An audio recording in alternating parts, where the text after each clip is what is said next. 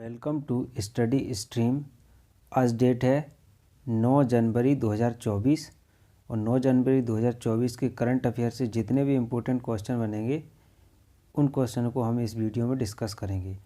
अंत में मैं कल के लेक्चर से रिलेटेड एक प्रश्न पूछूंगा, तो आपको उस क्वेश्चन का आंसर करना है। तो चलिए शुरू करते हैं। पहला प्रश्न है, काला नुनिया चावल किस राज्य से संबंधित है जिसे हाल ही में जीआई टैग प्राप्त हुआ है?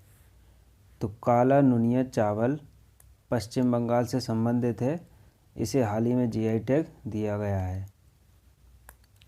अब ये पश्चिम बंगाल है और पश्चिम बंगाल की राजधानी है कोलकाता। पश्चिम बंगाल के करंट टाइम पर मुख्यमंत्री हैं ममता बनर्जी और पश्चिम बंगाल के करंट टाइम पर राज्यपाल हैं सीवी आनंद।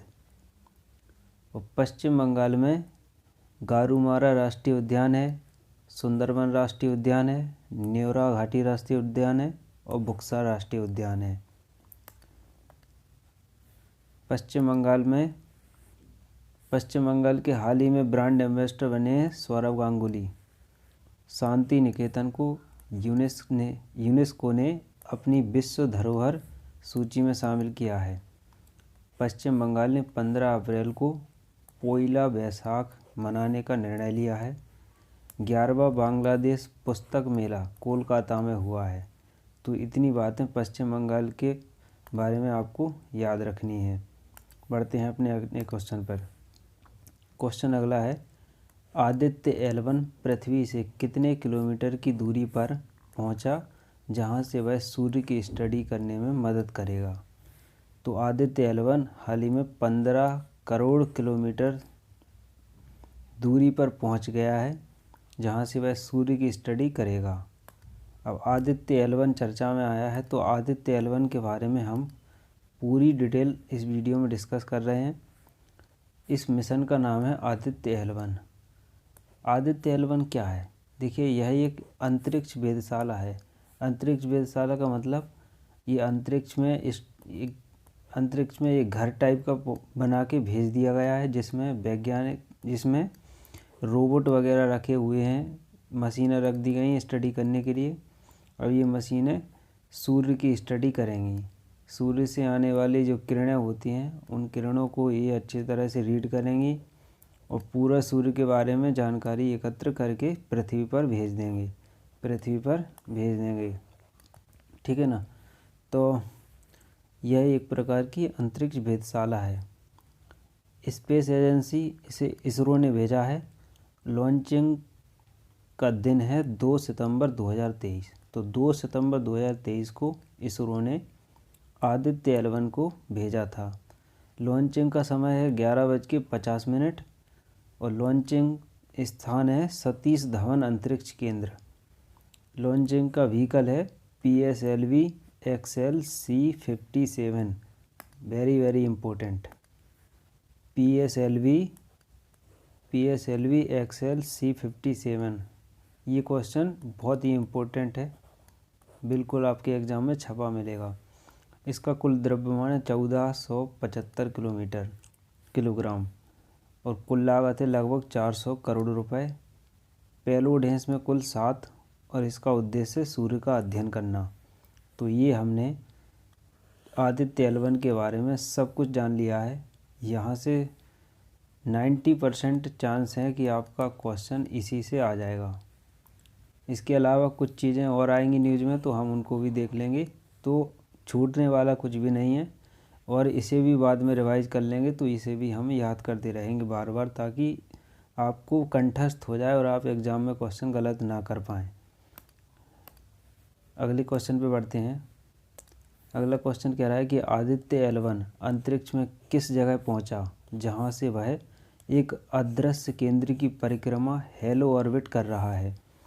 तो ये लैग्रेंज पॉइंट 1 पर भेजा गया है। लैग्रेंज पॉइंट 1 से यह सूर्य का अध्ययन करेगा।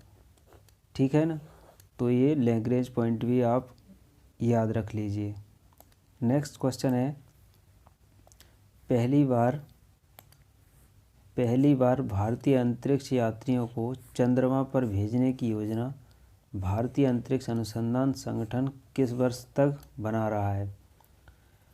तो हाल ही में 2040 तक इसरो अंतरिक्ष यात्रियों को चंद्रमा पर भेजने की योजना बना रहा है, 2040 तक।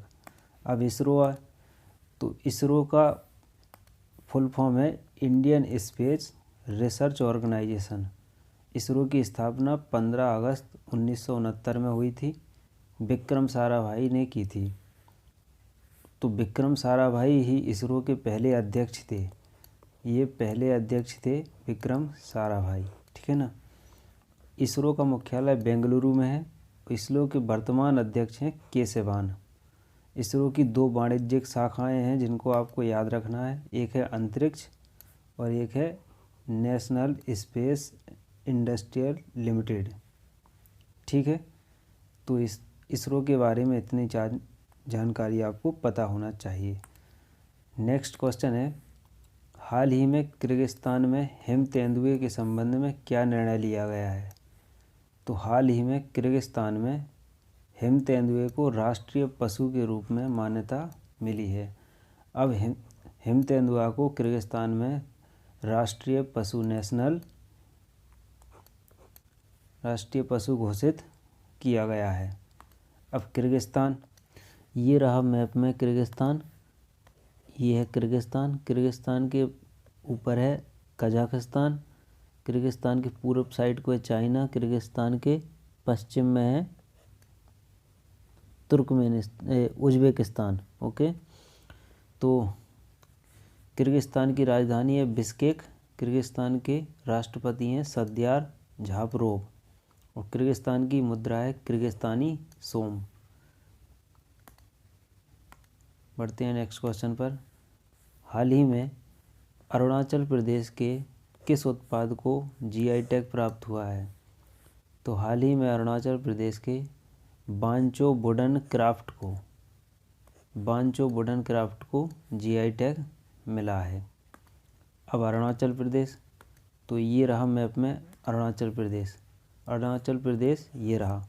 अरुणाचल प्रदेश की राजधानी है ईटानगर, मुख्यमंत्री हैं पेमा खांडू, राज्यपाल हैं कैवल्य त्रिविक्रम पटनायक। अरुणाचल प्रदेश में नामदफा राष्ट्रीय उद्यान है, मौलिंग राष्ट्रीय उद्यान है, पक्के टाइगर रिजर्व है, कामलांग टाइगर रिजर्व है। तो इतनी बातें अरुणाचल प्रदेश के बारे में हमने देख ली। ये क्वेश्चन जीआई टैग से संबंधित है।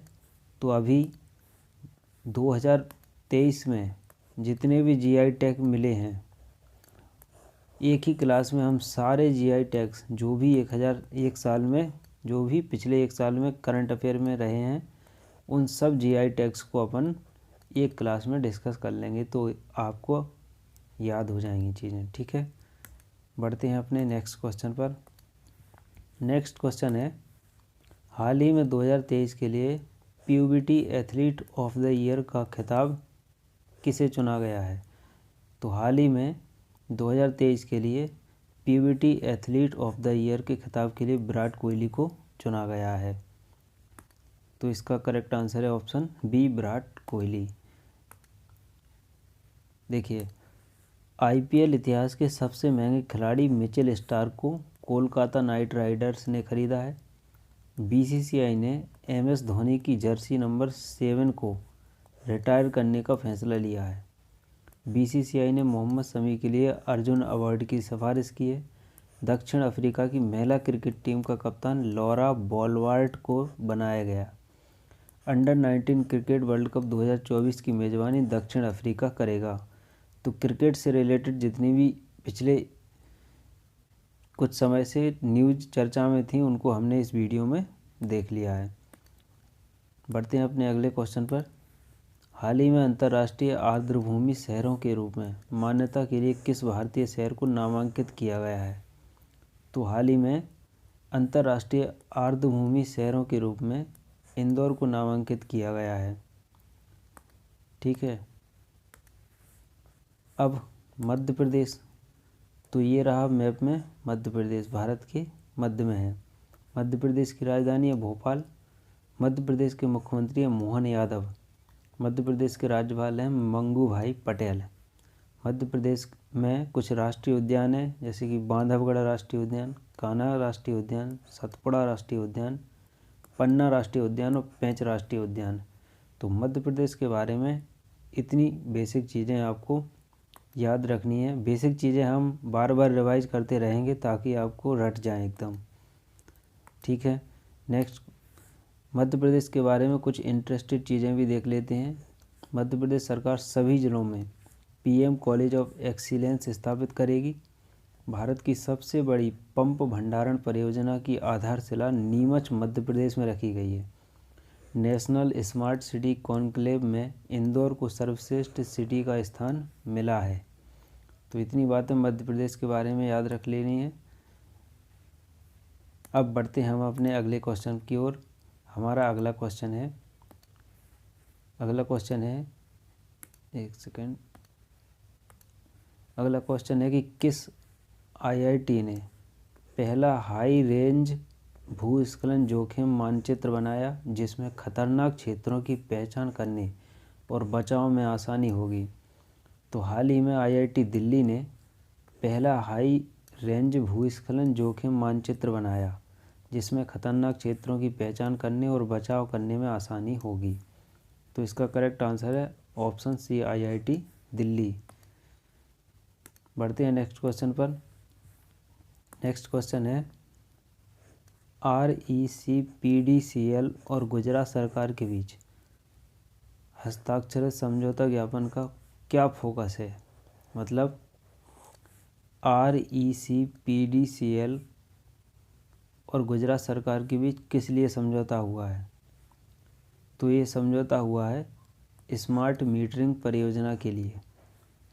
स्मार्ट मीटरिंग परियोजना के लिए स्मार्ट मीटर क्या है, देखिए, अगर आपके पास लाइट का कनेक्शन है, आपके पास लाइट का भी कनेक्शन है सरकारी, और आपके पास अपने घर पर आप वो लगा रखे हैं सोलर, ठीक है ना, सोलर एनर्जी आपके पास छत पर आपने लगा रखी है, उससे भी आपको लाइट मिल रही है और यहाँ से भी आप सरकारी भी ले रहे हैं। आपके पास क्या है, स्मार्ट मीटर लगा दिया जाएगा। अब ये मीटर क्या करेगा, यहाँ से लाइट देगा आपको, ठीक है ना, यहाँ से लाइट आएगी। बट अगर आपके पास आपकी सोलर एनर्जी से पर्याप्त ऊर्जा आ रही है, आपकी घर की पूर्ति हो रही है और आपकी कुछ एनर्जी बच भी रही है, तो आप इस एनर्जी को इस मीटर के थ्रू बेच भी सकते हैं। मतलब ये जो एनर्जी है ये वापस सरकार के या कंपनी के पास चली जाएगी, जिससे आपको पैसा भी मिलेगा, आपको दोबारा पैसा भी मिलेगा, ठीक है ना। तो ये स्मार्ट मीटर का काम है। ओके, तो हाल ही में REC-PDCL और गुजरात सरकार के बीच स्मार्ट मीटरिंग परियोजना को लेकर हस्ताक्षर या समझौता हुआ है। अब गुजरात, तो ये रहा मैप में गुजरात की राजधानी है गांधीनगर, गुजरात के मुख्यमंत्री हैं भूपेंद्र पटेल और गुजरात के राज्यपाल हैं आचार्य देवव्रत। देखिए, गुजरात में कंकरिया झील है, नल सरोवर झील है, नारायण सरोवर झील है, सरदार सरोवर बांध है और थोल झील है। तो गुजरात सरकार या गुजरात के बारे में इतनी जानकारी याद रखना है। नेक्स्ट क्वेश्चन पे बढ़ते हैं। इतने ही क्वेश्चन थे आज के लिए।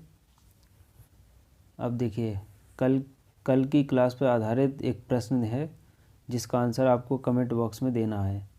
MS स्वामीनाथन पुरस्कार 2024 किसे दिया गया है। पुष्कर सिंह धामी को, या प्रोफेसर VR कम्बोज को, या थावर चंद गहलोत को, या प्रधानमंत्री नरेंद्र मोदी जी को। अगर आपने कल की क्लास की होगी तो आप इस क्वेश्चन का ज़रूर आंसर दे पाएंगे, ठीक है। तो आज के लिए इतना ही, मिलते हैं कल की क्लास में। Thank you.